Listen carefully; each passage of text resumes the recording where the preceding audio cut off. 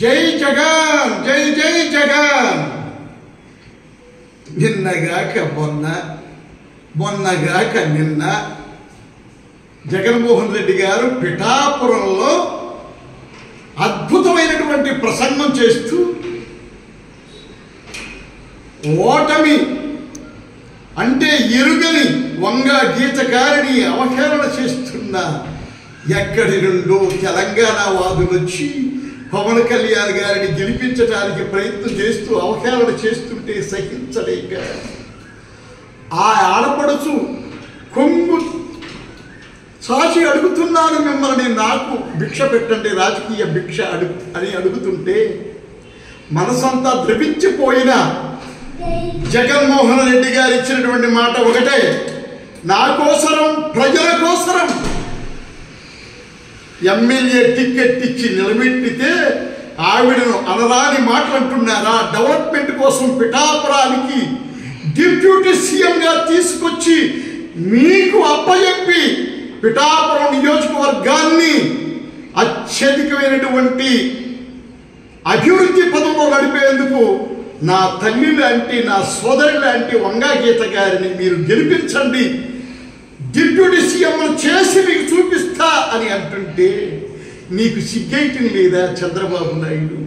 పవన్ కళ్యాణ్ గారు 10 సంవత్సరాలు నీ వెనకే, నీ తోడుగా, నీ తోకెనకాలే ఉండి ఎంతో కష్టపడి ఆ జన సైనికులందరూ నీకు సపోర్ట్ చేస్తున్నారే.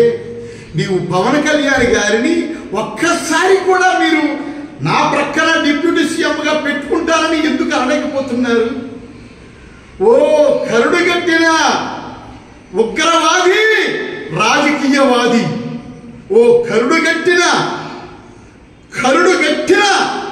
ఉగ్రవాది, రాజకీయవాది చంద్రబాబు నాయుడు, నీకు మనసు లేదు, మమత లేదు, కనికరం లేదు, ప్రజలందరినీ సర్వనాశనం చేయడమే నీ వంతు. పవన్ కళ్యాణ్ని పతనం చేయడమే నీ వంతుగా తీసుకున్నావు. పవన్ కళ్యాణ్కి నీ గెలిస్తే డిప్యూటీ సీఎంగా ఇస్తానని ఎందుకు అనలేకపోతున్నావు? జన సైనికులారా, మనకి సిగ్గు, ఎగ్గు, బుద్ధి ఉంది, సీఎం నెత్తున్నటువంటి వాళ్ళం మనం. మీరు అర్థం చేసుకోండి. పవన్ కళ్యాణ్, నీవు డబ్బులు కమ్ముడు పోయి వాడి వెనకాల తిరుగుతున్నావు, కానీ నీ చరిత్ర రేపు ఎలక్షన్లో ముగిసిపోతుంది. అలాగే చంద్రబాబు, కరుడుగట్టిన చంద్రబాబు ఉగ్రవాది రాజకీయం రేపటితో ముగుస్తుంది. గుర్తిరకండి. ఆంధ్రప్రదేశ్ ప్రజలారా, మనకు ఫ్యాన్ గుర్తు మీద ఓటేసి ఈ దుష్ట శక్తులను పారద్రోలి సీఎం సీట్లో మనం జగన్మోహన్ రెడ్డి గారిని కూర్చోబెడితే మనల్ని మనం రక్షించుకుంటూ మనల్ని మన అభివృద్ధి చేసుకున్నట్టు అవుతుందని మనస్ఫూర్తిగా నమస్కారం చేస్తూ సెలవు తీసుకుంటున్నా. జై జగన్మోహన్ రెడ్డి, జై జై జగన్మోహన్ రెడ్డి గారు, జై జై ఫ్యాన్ గుర్తు మోర్ రామరాజు కొల్లేరు నేత.